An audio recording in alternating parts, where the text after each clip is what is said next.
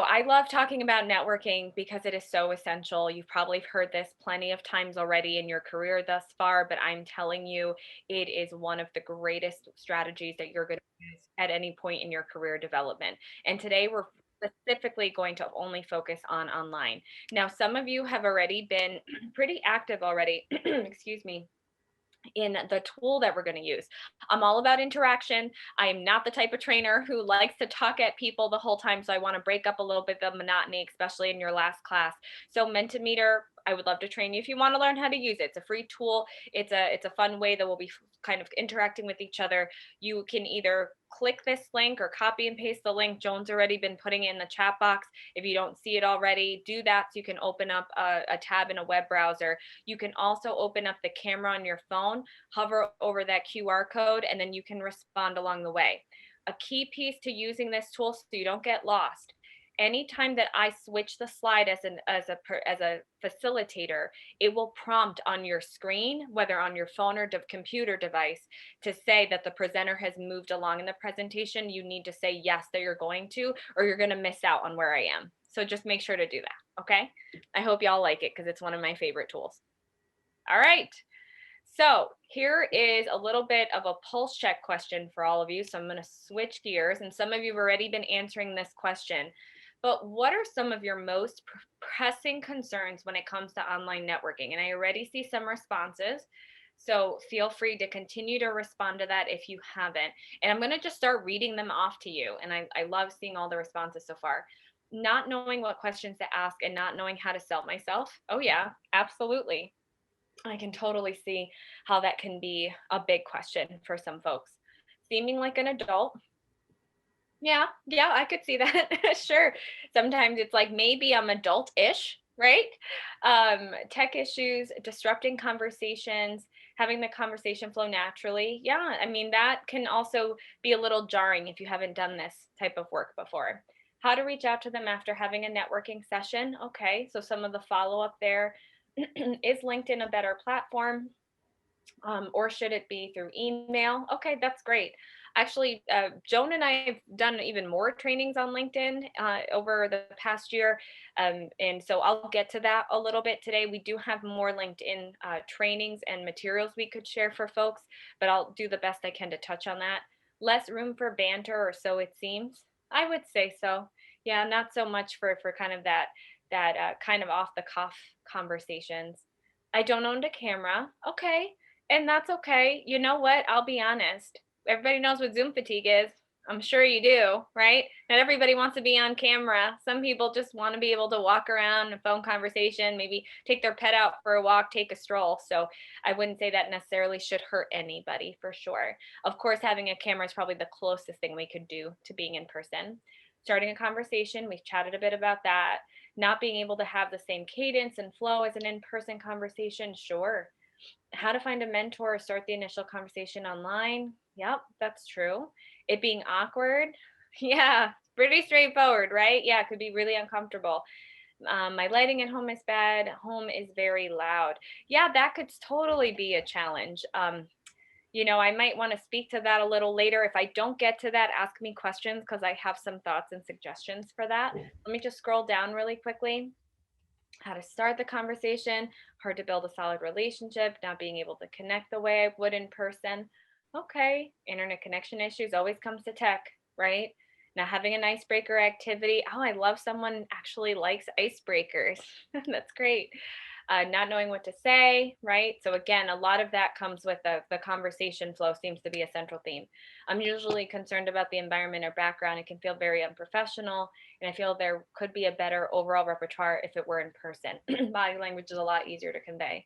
I would say so too, but you'd be surprised. There's some things that we can do on a camera or perhaps by phone that can still make you stand out, still make that connection. I recognize that most folks associate this with in-person experiences, but I think at this point we're going to have to make do with what we can right now and perhaps leverage this when it's safe to be in person to have options for ourselves, right? Because maybe not everybody is easy to get connected in person if you're not there geographically. So this is all great. So let me jump in so that I can talk to you a little bit more about what exactly is online networking. Okay. So when we're talking about online networking, and let me just make sure I didn't skip. Oh, there we go. I knew I skipped one.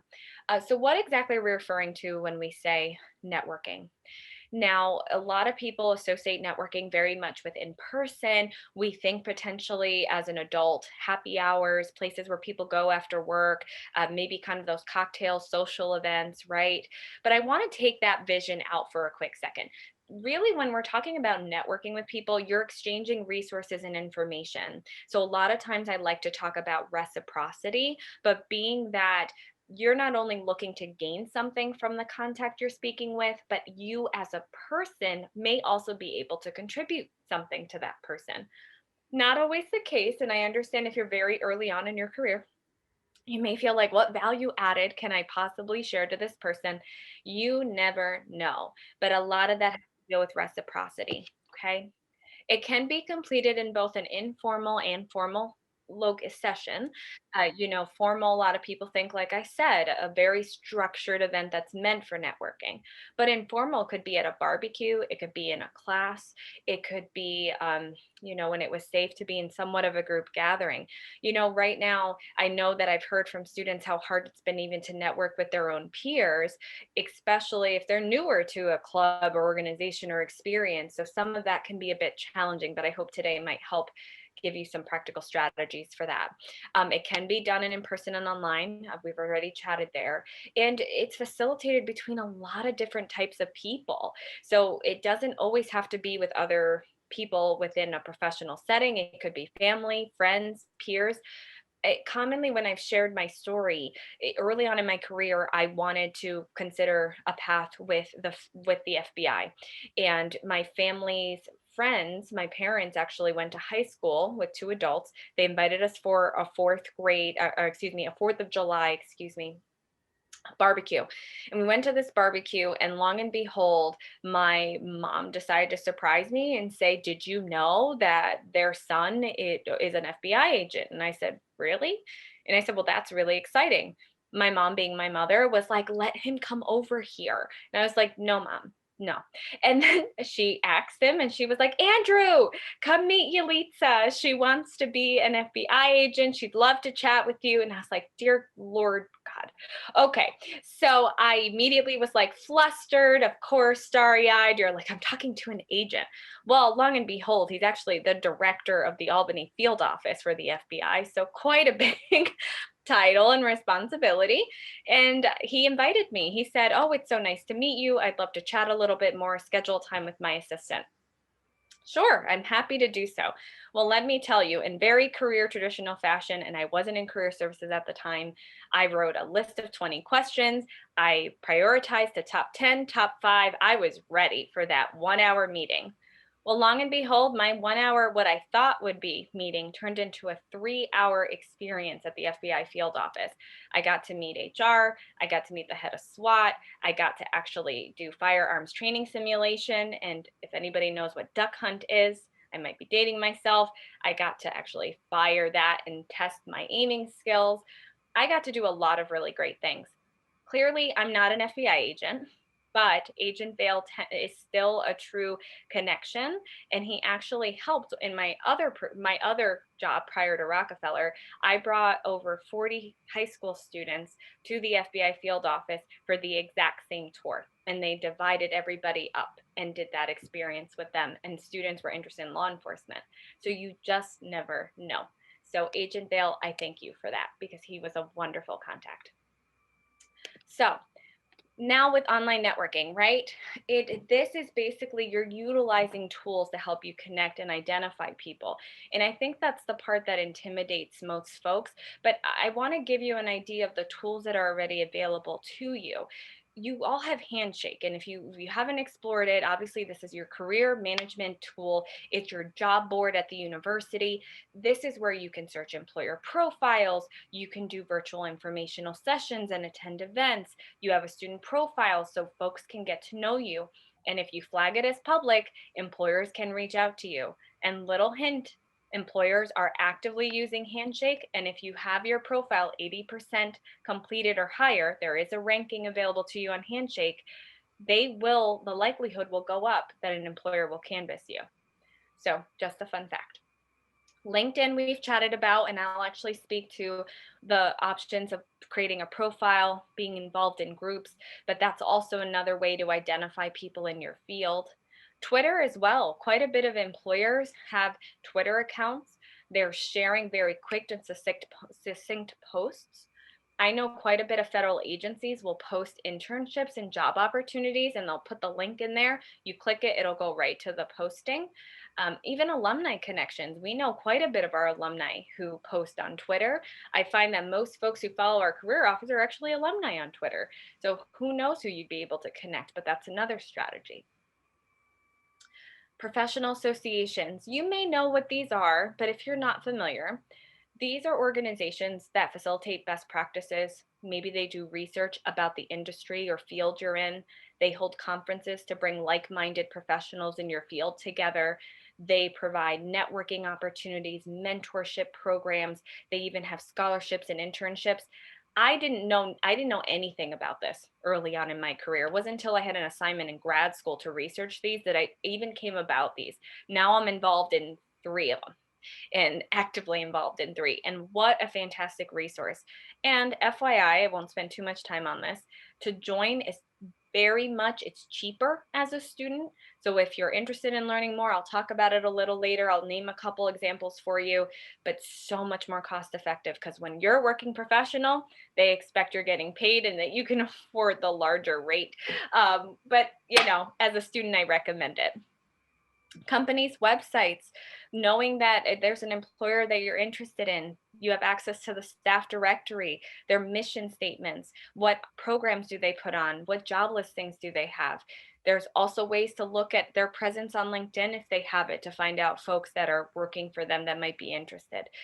Even email is another online networking tool. You can simply send a message to an alum, to a new contact, to a peer. Even virtual events, we have plenty of those. And some of them are as simple as one of our employers coming in to talk to you about employment opportunities. There's so many at your disposal. And why I put this out there to you is because I don't expect any of you to prioritize all of these. But I think it does help to say, wow, what do I already have in my possession? And how much have I truly leveraged this? And really picking one or the two of these tools to really help you. So I want to see first, how much do you truly know about the pros and cons of networking? So we're going to go back to Mentimeter, and I'm going to switch to the next question for you. All right. I just posted it again for those who joined late. Thank you. So it's in the chat. Oh, no, go ahead. That's okay. So it's in the chat just in case for folks to join. So, I see an alien. All right, y'all. So I'm going to press enter. This is going to be a friendly competition to see how fast and rapidly you will be able to answer these. Oh, these icons are fun. All right, here we go. Answer as fast to get points. You get this answer. What are some of the pros of online networking? And you only have 14 seconds.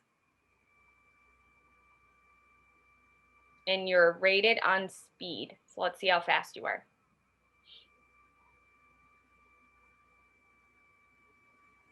Time's up. All right. So actually, all of those were correct. Kind of forces you to think there's only one. But a very popular one for sure is no geographic limitation, which is great. And then certainly the other ones as well, which I'll talk to you in a second. So we'll get to that. But good job there. But certainly I would imagine that'd be a popular response. All right, let's see who responded to what. Who's on our leadership board? Oh. All right. Well, Carl is the fastest. Stingalicious. I don't know how I like that one, but sure, you're up there. I'm going to say who Carl or Stingalicious are. I do not know. I will have to say, Nicole, you have an alien face. My hometown is known for that. Look it up, Pine Bush, New York. So that caught my eye, but that's just because of my hometown's fun fact. Look it up. It's interesting. All right. Here we go. Next question, 2 of 2. Get ready for it. Answer as fast as possible. What are some of the cons of online networking? 14 seconds. They really need to add music for Zoom. I tried it, y'all. It's very loud and obnoxious. We tried it as a staff. It was fun for a limited amount of time. Relying on technology. Absolutely. I would definitely say that that is a huge con, and relying on that is no joke. But actually, the other ones are also just as influential. So I'll talk about that in a second. All right, let's see how folks did. Oh, Tanner rose to the top there. Let's see. Oh no, almost wishes 1844. Isn't that odd, that number? That's like the university's founding Yes, year, isn't it? yes. Hey, that's actually pretty. Someone take a picture of that. That's a good memory to have. Look, great job, whoever that is. Excellent work. All right, so we're going to go back and talk about some of the pros and cons. I hope you guys enjoyed that because I have fun making these. All right, so definitely the pros, of course, no geographic limitations. You can talk to anyone anywhere. And that's one of my favorite parts. We have alumni who are abroad who are talking with our students in the UK. We also have folks who are local. We have people who are even in New York City, Washington D.C. You guys are going to experience that tonight. But the no geographic limitations just really makes it easy. And I will say a positive out of here for a quick second before I talk to the other ones, is the fact that I have to look back at the data, but the US Department of Labor had reported in late August that 1/3 of the country was still working remotely. Obviously, with the state of things going on, I would imagine that the number potentially has gone up significantly because of the cases. But with that being said, most folks will entertain a 25 to 30-minute conversation as a break in their day to talk with you. So I find that people are not saying no to connecting with people. If anything, it's a break from their day to day. It's cost effective, right? You don't have to pay for coffee. I get lots of questions. Do I pay for the meal? Do I pay for the coffee? What do I do? You don't have to worry about that. It also cost effective in the sense that if you have to travel somewhere, you got to hop on a metro, you got to hop in a car, you got to get to one place or another. You simply, the only cost right now is your time. It's really it. The comfort of your own home, absolutely. I will say present yourself well, obviously, if you're going to be, networking. But it's easy. It's in your own home. All you have to do is log on your computer. We'll talk about some strategies to better help you to frame it so you feel comfortable on camera if you have a camera or by phone. And a span of resources are available to you. You have a whole toolkit, right? You can use Zoom, you can do WebEx, you could probably use MS Teams if you wanted, but you can also use your phone. Remember, people are on camera a lot, so they may not want to always be on face to face. But that does mean that you'll talk more by phone, and that's totally fine. Some of the areas that I would say are cons or kind of the downside to online networking, of course, relying on technology. There's never a 100% guarantee, but I will say from a lot of the tools that we use, I don't find that so much as an issue, is that maybe people are getting a lot of requests or getting a lot of emails or maybe getting like a lot of LinkedIn messages. I swear, ever since the telework culture became a predominant modality for people today, I've gotten more messages on LinkedIn, and I'll talk about that a little bit later. It just seems like everybody's trying to connect with everyone, which isn't a bad thing, but we'll talk about that in a minute. Folks may or may not follow up with you. And that was what I was alluding to a second ago. Some folks may not be as available because maybe they're home with their kids. I mean, New York City, one of the biggest school districts, shut down, right? Now people have maybe their kids home, so they're trying to figure out how to make sure they're doing their schooling while they're managing their Zoom meeting and also making sure the dog's not throwing up. I don't know, like they're just trying their best to manage life. But you know what? It's a very human moment for a lot of people right now. And information can take some time to find. And what I mean by that is you will want to go into these conversations better informed and to ask intentional questions.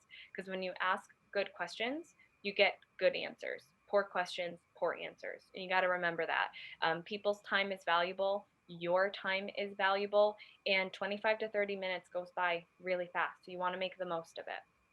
Okay.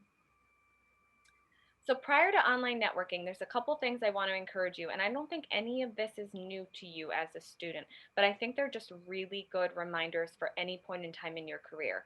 Check your social media presence and see how are you branding yourself online. What are you talking about? What pictures are you posting? What videos are you engaging in? I feel like most folks are still very actively engaged on social media even now. I don't want to get political, but we are Rockefeller College, right? So keep in mind that there's a lot of different opinions about what's happening nationally. So, how are you representing yourself in those spaces as well? So, just think about that. You want to make sure that if there's any accounts that are not actively updated, maybe it's an old Twitter account you don't use anymore, maybe it's an old, I don't want to say MySpace. I think a lot of your generation at this point may not have that anymore. I know Joan and I are like, no, Dating you guys don't yourself. have that anymore. Yeah, that was the original. That was before Facebook and all that came about. But any accounts that you don't actively engage with anymore, maybe old blogs you started with all good intention to be that blogger, take it down. It doesn't look, it's not a good look to leave an unfinished product out there. So make sure to just take it down or archive it. If you cannot make it public and maybe you want to revisit it later on, go for it. You want to make sure any accounts that you do have on social media, make sure that the profiles are up to date and that they're representing the information that you want folks to know about you, especially on LinkedIn and Handshake. I did mention before that analytic from Handshake. Like I said, LinkedIn is also a very popular tool. I know a lot of students ask questions how to use it. We won't have time to talk through that today, but we're happy to work with you offline. Also, eliminate or delete any content that makes you second guess anything about your presence online. If it causes you a moment of pause, if you think anybody could interpret it differently, right now, a lot of folks have access to look at candidates through social media. And I understand that if some folks are more vocal and want to represent themselves a certain way, you may want to update your privacy settings and really limit yourself a little bit there. Again, not to scare you, not to forewarn you. Again, nothing that's new for any of your generation, by all means. But it's just good as a good reminder. And of course, Google yourself. Joan and I ran a small groups and worked with some students over the summer, and they Googled themselves to get a better understanding of how they're represented online. Try Googling yourself in all different ways. Middle initial, no middle initial, your first name, first, then last name, then reverse. See what's out there. Look at the images. What pops up for you? We actually had students opt to pair with each other to research each other and give each other feedback. And they actually really enjoyed that exercise. And, if anything causes you pause, find a way to get it down. It's a good rule of thumb. Okay. And then as you're preparing, now that you've done some of that work, right? What do I look like online? If someone were to look me up, what are they going to learn about me? But now you're preparing to go and have those conversations with the folks that you've identified. And we'll talk about what that process will look like. But you really want to ask yourself, as I'm preparing to do online networking, what is it I'm actually looking for? You never want to go into these conversations and just leave it very blank and go in with the flow, and you have to have some type of idea of what you're hoping to learn. Maybe you want to learn about a specific internship experience or a specific job. Maybe you want to learn about a graduate school program. I know some folks might be interested in law school. What does that actually look like? What's the day to day? Maybe you want to just hear about someone's career path. What were some of the internships they had in their career? What were some of the challenges they encountered? How did they handle those? Any of that I think is fine. And you might have a couple objectives, but just going into it with that lens is important. What I love about the second question, what information would be helpful for me to know? That's really speaking to what is it you hope to walk away from this, right? If you had to prioritize, remember my 20 questions for age and veil? There's no way I could have gone through 20 questions. That's crazy. But at the same time, I thought to myself, if I only had 30 minutes with this person, what do I need to know to make an informed decision if this is the career path I want? And I went in there with that intention so I could take that information back to reflect on. Okay. What information do I know already about them? And no, this isn't you becoming a stalker. You're going to become a professional career stalker. And this is important. It's totally fine to use information you learned on LinkedIn. It's fine if Joan highlights something about that person's background that you found interesting, or a director of alumni relations, Kelly Hammond, brings up a point, or a faculty member shared something interesting. It's important to share those mutual connections. And again, it shows that you have an expressed interest in someone.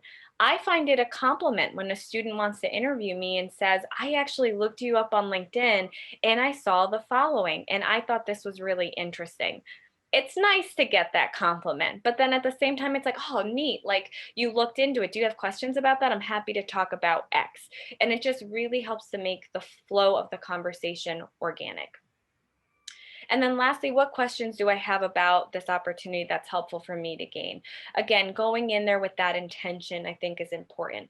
And these four questions are kind of my go-tos when I'm going to interview someone or do an informational interview or network with them online. But maybe one or two of these really stand out and help you to focus. So pick one of these that feels most comfortable to you. Okay, now that you've done your research about yourself, now that you've thought to yourself, well, what do I really want to gain out of this? In another way, another phrase of mine, I really should have a shirt. What season am I in? Okay, what season am I in my career? Once you kind of think about some of those objectives and what you want to gain, because a conversation right now in your career could look very different 10, 15 years from now. So that's what I'm referring to. Okay. Now you want to think of, well, who do I have access to? Because a lot of times when people think networking, they think about, I have to build all these brand new connections and this is really scary and I have to meet 10 new people and I don't like to do any of that. Well, actually, you don't really have to. Look at your friend network, family, look at peers, look at colleagues, people you've worked with, faculty, the staff at the college, alumni. You're going to have an opportunity to do that tonight. Neighbors, don't ever limit yourself because the only limits you're putting on is really for you. A lot of these people are willing to help, and you never know who's connected to who. Trust me, it's a small world, believe me. And then once you have this list, so this is actually a really helpful strategy we had students use. One of the authors of books that we like to use, Lindsay Pollock, she calls it the big list. And there's more involved to the big list, but one aspect of the big list is naming as many people as possible that you have access to. Maybe that person makes it to your list to contact, maybe they don't at this time. But it just allows you to see that you do have an access to a network and it's not as complicated as we make it seem. So if once you have that list created, evaluate and say, who do I want to start off with? Now, don't feel bad. One person that you speak to may not lead to any brand new insight or connection. Fine, let it go. Move on to the next person. But what a good intention is, talk to that one person and ask them if it was a great conversation, who are two other people you would recommend for me to continue this conversation with in addition to you? I'd love to continue chatting with you, but who else do you recommend? And before you know it, think of like a tree and all these branches, right? All of a sudden, you're going to get all these people who you're going to have a network with. And at one point, you'll pause for a little bit to re engage and refoster and reconnect with those people, which we'll talk about. But this is a really good way to start planning out your time. Now connect and interact with people. Okay. Now that you have this big list, whether you know them or not, I do want you to start to think about that you just don't want to add any connections or try to build your network without any kind of intention, right? I get a lot of those requests typically on LinkedIn, people just wanting to connect with me just to connect. I don't know why they want to connect with me. I'm not sure what their objective is. And I just don't want to connect with people if I don't see a real value to the relationship. So I decline it and I wait to see if they want to re-engage, but this time they'll send me a note. But you want to be intentional here. You always want to send a personalized note with your request if given the option.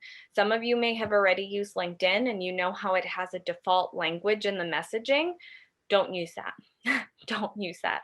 There's nothing special about that because that everybody can do that. So easy.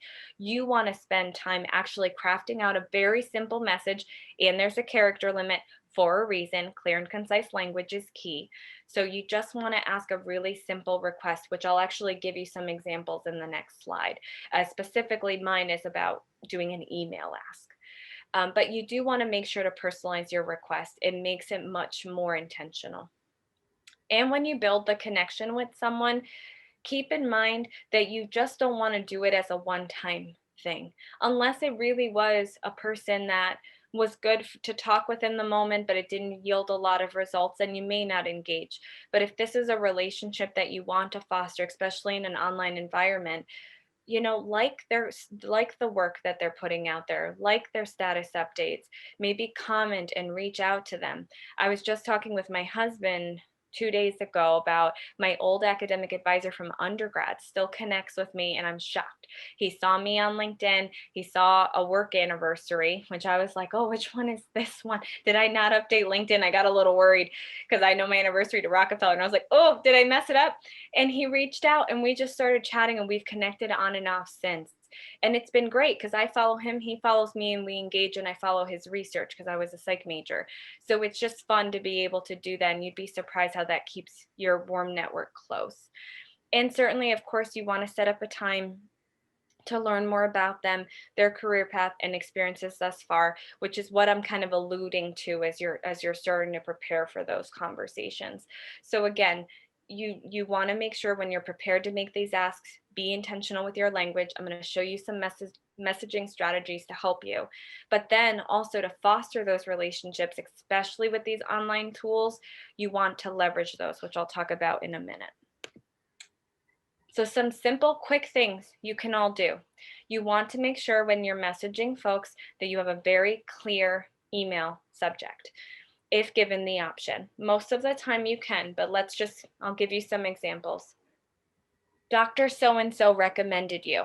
That would catch anybody's eye, right?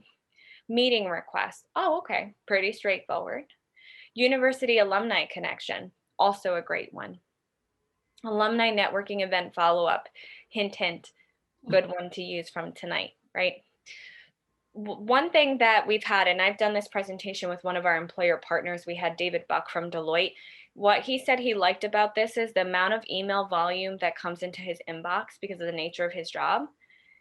He sees one of these, he flags it right away because it's clear that there's a student who wants to meet. It caught his eye, he'll open it. And then he said the next part is what really made him say, of course I would follow up with a person. So here's some sample email message and verbiage that you can use. And I'm happy to share the slides, but if you wanted to take a picture, I know some folks like to do that, you can. But I'm just gonna read this off really quick. So dear so-and-so, my name is Jane Doe, and I'm currently a blank attending the University at Albany. You could say undergrad, graduate, whatever, studying, insert your academic program. I'm interested in scheduling a time to talk by phone or video conference to learn more about, insert what you want to learn. Would you be available in the next week for about 25 to 30 minutes? I can be reached at, insert your albany.edu, or by phone. Thank you for your time and consideration. Okay, so simple. Doesn't take a long time to read. And I'll be honest, Joan and I get tons of emails. And this would be something we could quickly scan, get a quick answer, and be like, okay, I'm gonna prioritize and share quick, yes, I'd be happy to, send me a few dates. Boom, you're done. This is the type of messaging that stands out to people. And of course, you could adjust this a little bit, but in this day and age, and especially with how much email volume, and especially with the telework culture we're in right now, people don't have the time to read very lengthy, in-depth, this is my passion, this is what I want, I found my calling, your background is perfect. Sorry, people don't have time. So you want to keep it very succinct. And let me show you another example.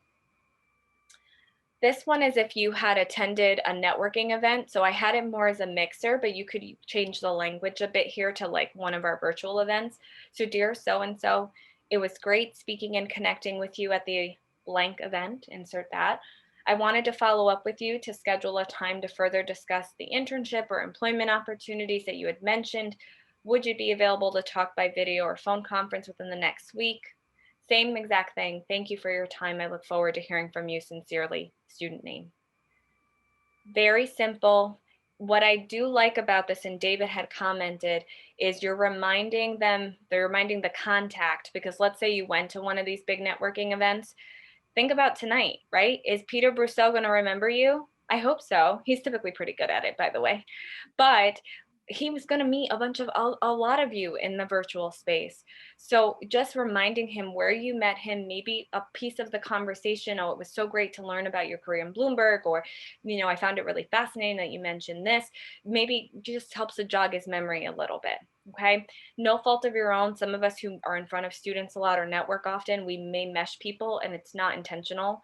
It just happens. So we'll be like, okay, great. This looked like a meaningful conversation. I want to schedule time with folks. So feel free to use these because these are just very succinct and clear. And I find that for most folks, it really does help. So some additional things to keep in mind when it comes to networking strategies, okay? You want to be confident and polite in your messaging, but you really want to avoid being pushy or desperate.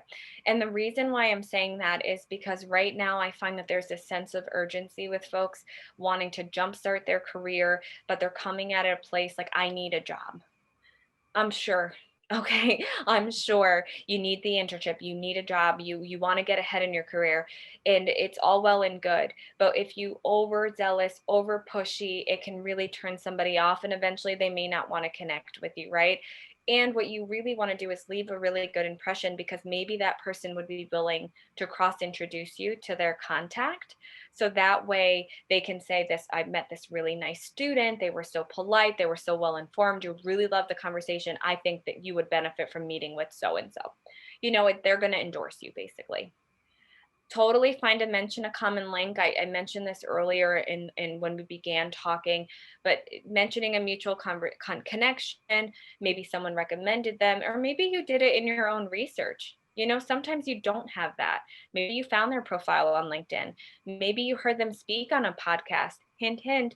Sometimes on a podcast or those online webinars that people are attending, they put their contact information out there. They don't do it just to do it. They genuinely want to connect. So you can always say, hey, I heard you on this podcast. I found this really interesting. You can offer a compliment to the person, of course. I just said that now. I heard you on this podcast. I found the points you shared really interesting. I'd love to continue talking with you. And then you give an introduction of yourself. You're not being a show off. You're not trying to sound like you're trying to buy their time. But again, a compliment can go a long way. Make sure to be clear in what you're asking for and in your messaging. We've chatted about that enough. Make sure to provide your most up-to-date contact information. You saw in the messaging that that's important to include there, but make sure to read that over because sometimes folks are typing super fast. You're trying to get a lot of things done, and those could be easy mistakes to make. And you always want to finish your messaging strong. You never want to close without thanking them for their time. You want to make sure that you look forward to hearing from them, and you always want to sign your name. You always want to review your email and before you press send. But just make sure to do a review and don't hesitate. If you ever need Joan or myself or a graduate assistant to look these over because this is your first time utilizing this skill set, you are not bothering us by asking. I'd rather have you get a polished, concise message out that's going to help you get the traction you're looking for, right? And I want to go back to the word where I said press send because I find that some people get too much in their head when they're about to network. They take all this time to write a great message, they get intimidated, and then they never press it. Don't let that be you, okay? People want to talk about their career. It is a compliment. And it's important for you to leverage these networking opportunities because you never know what opportunity could be presented as a result of the next conversation. So make sure to press send. Okay, so now building your network by building yourself. So I want to talk less now about outside people making those meaningful connections, and I want to talk about you. I don't have enough time to talk about online branding and how you do this for yourself, but I want to give you some quick tips about how to make sure that you maybe now that you're outward facing, you're connecting with people, how do you attract that, right? What do you want to attract? Who do you want to come to you, right? So here's some thoughts for you.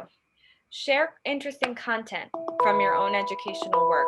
I know there's platforms like LinkedIn that will allow you, when you're writing about a professional work experience, to upload what I would consider an artifact. Maybe it's a great paper that you wrote. Maybe it's a link to a blog post. Maybe it's something that you were, featured or something along those lines. But feel free to share that. One of our alumni, Matt Ledger, I'm going to call him out on here. He's an active LinkedIn user. He'll be here tonight for the virtual event. He's always showing his work from AEI is the organization he works for. And I love that because it keeps you in tune on what he's doing, what he's passionate about, and it's just really interesting. Now, I don't want to presume that you have all the time in the world, because nobody does nowadays, right? To write interesting content and post it out there for the world. What about those influencers, those movers and shakers in your field that you follow? Why not share an interesting point or post or resource they've shared? That shows just as much engagement and commitment to your field and line of work, right? What I'm trying to get you to think too here is how to brand yourself in your industry, and how do you make yourself start even in an early stages of your career to show that commitment to public service and the work that you're committed to.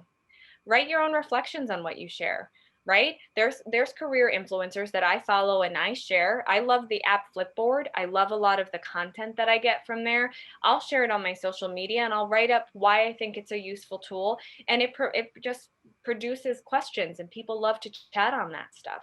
You don't always have to be a novice in this type of work. Share a piece of your work if you can. We've talked about that already. Use hashtags to help your content get more traction and be more visible. A lot of you might know this already, but it is a really good way to use those tools to expand your network and help those algorithms work in your favor. A caution I give to people though, be mindful of oversharing, especially in times of uncertainty.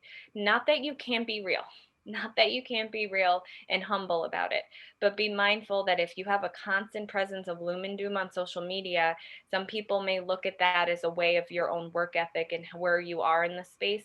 So they might perceive that as maybe someone they may not want to engage with at this time.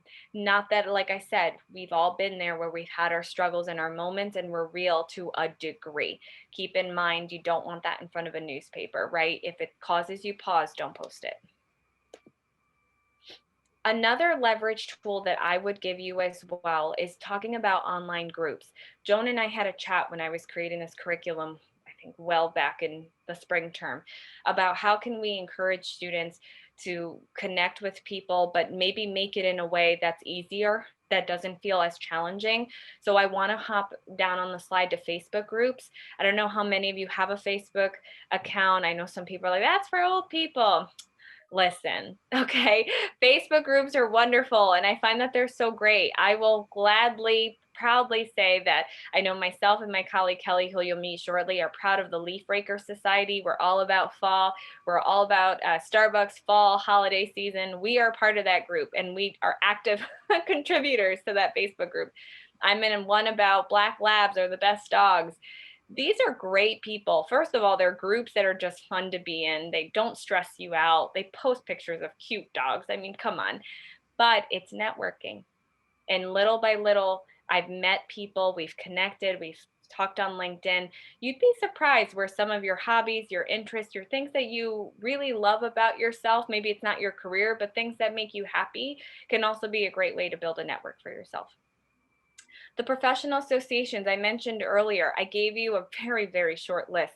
There's so many out there, y'all. So I won't go into this too much, but I did put a couple here. Again, these are just organizations that are like the trendsetters, the best practice people. These are the leaders and the shakers of your individual industries. If you want to talk to us more, I can't say Joan and I know all of these, but we can help you research and help you find out the information. So reach out to us because this is such a great tool. Local clubs and organizations. I know quite a bit of organizations that actually are now meeting online. One of the students just talked about being on an e-board and connecting digitally today. That's a network too, right? But local clubs and organizations, even local networking groups in the capital region. I'm part of the capital, the chamber's young professional network. So I'm on one of their committees, and we do everything digitally. All of our events are digital right now, and it has helped to continue to help people with their networking. I think a key piece here that you want to remember is that in any of these tools that I've mentioned, and also I didn't mention LinkedIn groups, but LinkedIn groups is another one that exists similar to Facebook as well, a little bit more in the professional career side, less hobby side and interests. In order to have success with networking, you have to take massive action. So you have to be involved in these. You can't just sign up for the Society for International Development and just rely on the newsletter to help you with networking. You got to put a little bit of work in here to make it work for you. Another piece, if you do decide to use online groups to help you in branding, getting to know people outside of your network, you want to make sure that you're actively engaged, whether you're posting, whether you're putting blogs, whether you're sharing articles. You want to look like you're engaged, again, making a presence for yourself in this field. You want to be vocal in these spaces, but you also don't want to be combative. I'm sure a lot of you have been a part of some type of online group where just people are going tit for tat and you're just like, what is this? This just took away all the fun. And then you just sign off from it, right? We all know those folks. Don't be that person because this would make it so much harder to network. And think of the intent of those groups, right? Twitter is very different messaging than Facebook, how it's used. LinkedIn is very different than how YouTube is used, but they can all be such fantastic resources. And right now, where people are craving connection with each other, I find that these tools can be used so well to bring people together than apart. It just all depends on what content you put out there and what you're looking for.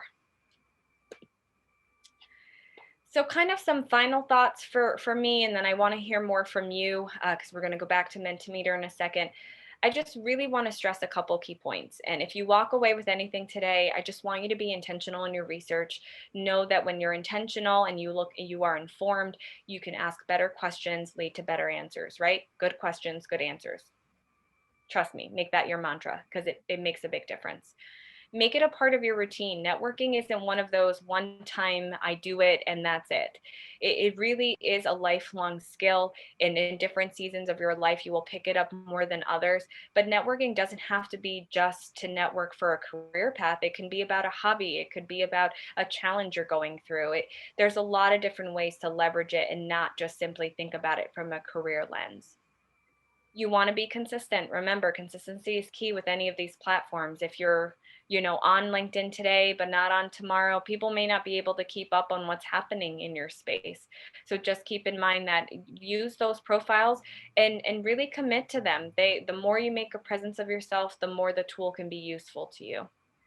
Be confident in your ability to make meaningful conversations. And I genuinely mean that in whatever way works best for you. I'll be honest with you all.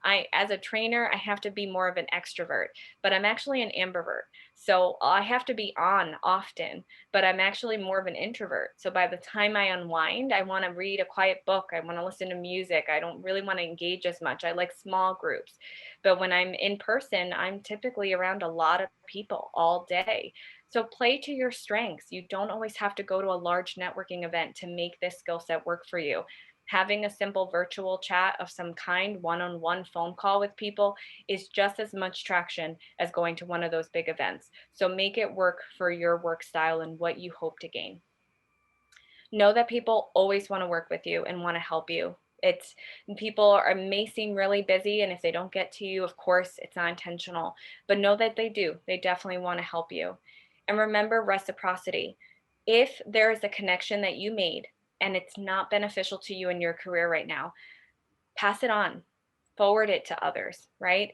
Maybe someone else could benefit from it. If a person's name comes to mind, jot it down and say, hey, I think my peer, or I think my cousin, or I think my family member, whoever, could really benefit from connecting. So that's another thing. Just remember, it's about reciprocity. So pass it on. It'll definitely come back to you. So I want to hear from you. So I have two more of these slides to kind of hear from you a little bit to see what questions came up. So it only shows one question at a time. So what is one unanswered question that may be based off of the content that I've shared tonight that you might have going into your virtual networking experience that will happen shortly in a few minutes? So I'd love to hear it. So you're welcome to type it in. I'll give you a second to think about that. And it'll, one question at a time will only populate. So a little bit of patience while this tool works. Let's see what you got.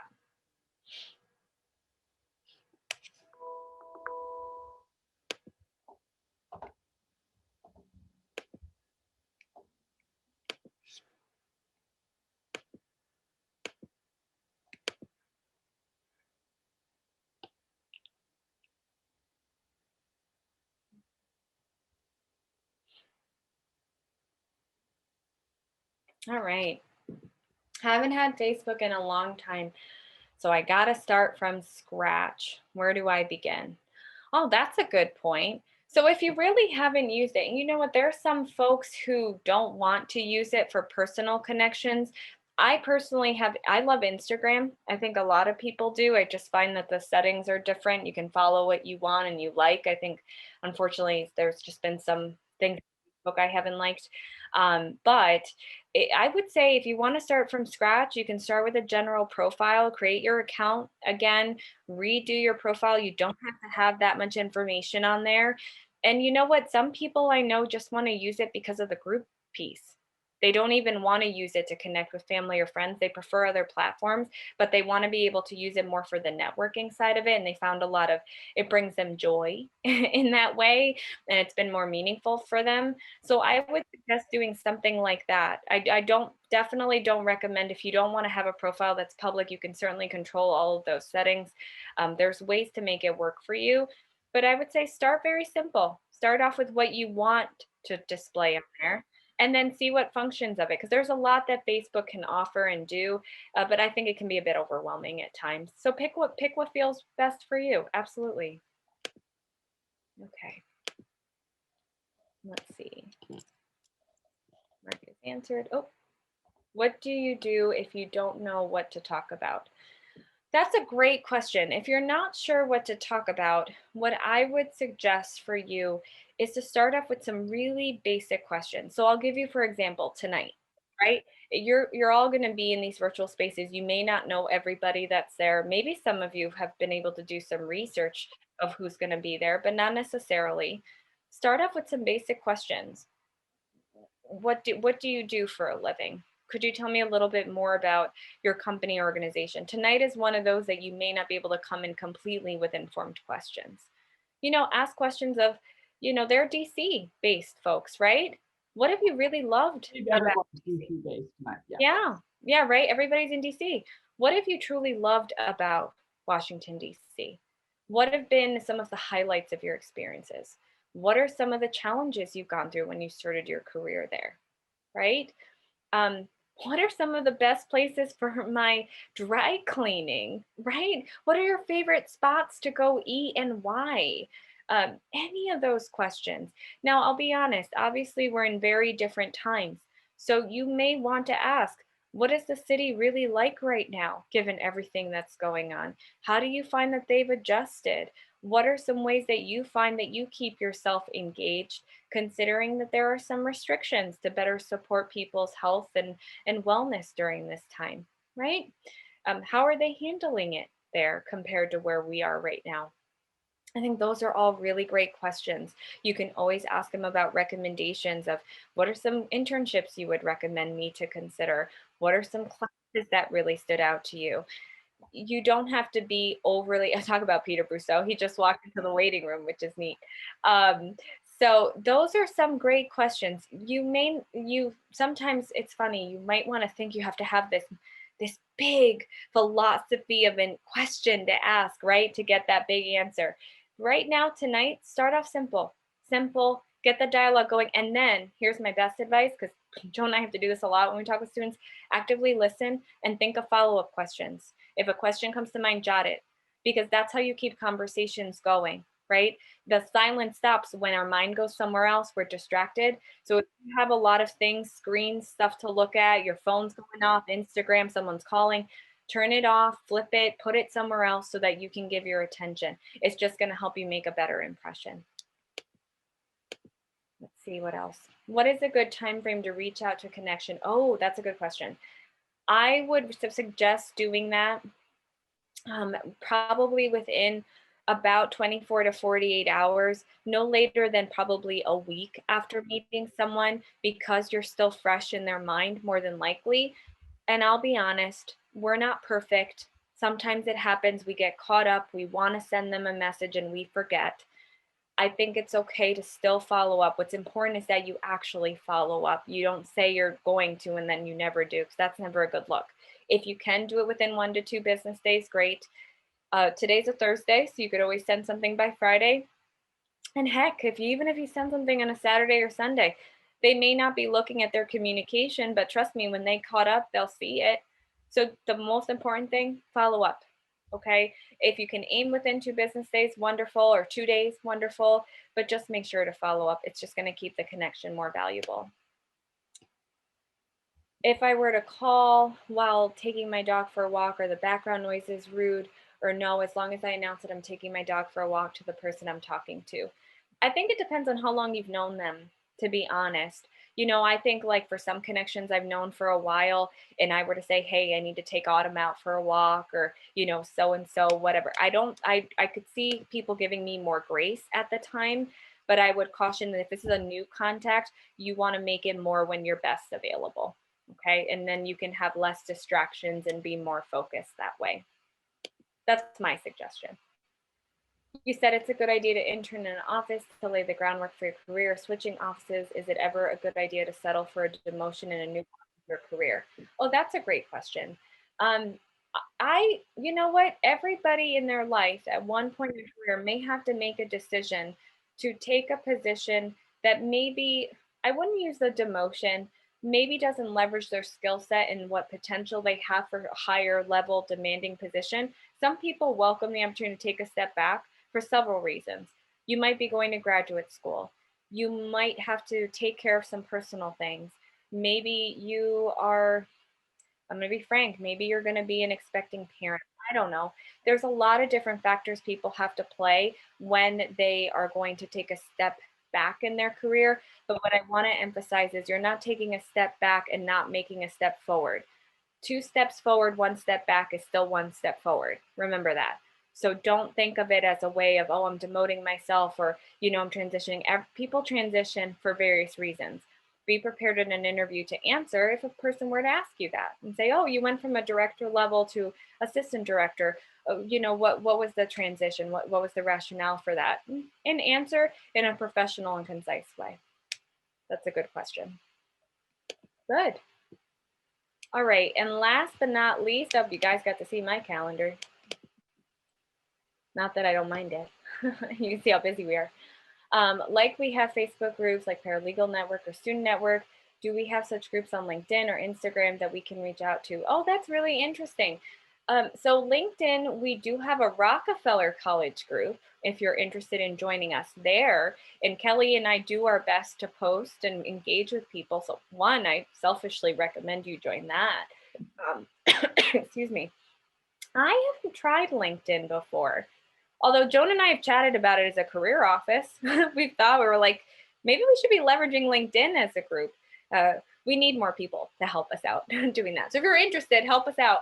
But I don't know. LinkedIn, I know for Rockefeller, but I would say you never know if there's groups like that in those spaces. I would venture to say yes. And if not, I'll tell you, start it. You'd be surprised how many people start groups and all of a sudden it forms and you have this new community available. So I'm happy to chat for whoever asks it. That's a really interesting question. All right. Okay, I think that's it. Oh, did I not answer that before? Okay, so I have that one. Okay, so no questions there. So let me go to the next one. The other one says questions, but really I want to just take a quick second because I know we're already transitioning to our event. I don't want to hold you all anymore. I just want to hear if some folks would be willing to share with me maybe one takeaway from today's session, just one point that you found of value to you. I just want to go through that really quickly, and then I want to close to just get some really quick feedback because I want you to make the most of the time with the alumni tonight. We'll wait and see. Just one takeaway, something that you found helpful and tangible for you. And while you're all posting that there, I just want to encourage you all. This is certainly one training I'm giving. Joan and I are happy to work with you on this. Please don't feel like you have to be an expert at anything that we're saying. Pick one area, two things maybe, and try them out. And that will definitely help you to make progress. I'll give it another second. Take advantage of the resources that you already use to connect with people. Yeah, absolutely. Take advantage of that. Absolutely. You have a lot more available to you than you probably already believe. It was helpful to learn the importance on how to present yourself. Absolutely. Oh, I'm glad you found that. Yep. And some students will sometimes talk with Joan and I. and they want us to look at their LinkedIn profile. They sometimes want us to Google them and give honest feedback on their background potentially. I mean, that's what we're here to support you on it. No judgment. We just want to make sure that you feel comfortable as you're beginning to network, that you feel well represented of yourself in these online spaces. These are really good takeaways. Good. All right, so last but not least, I'm sure y'all took a lot away. We'll make sure you have the slides. Oh, one more. Utilizing groups on social media. It's a tool we use every day, so we can use it in a professional manner too. Oh yes, I'm glad you found that. I love doing that. And I hope that you can find value in getting involved in those spaces. It'll really help you to hear about career trends and meet some other people in your field. Good.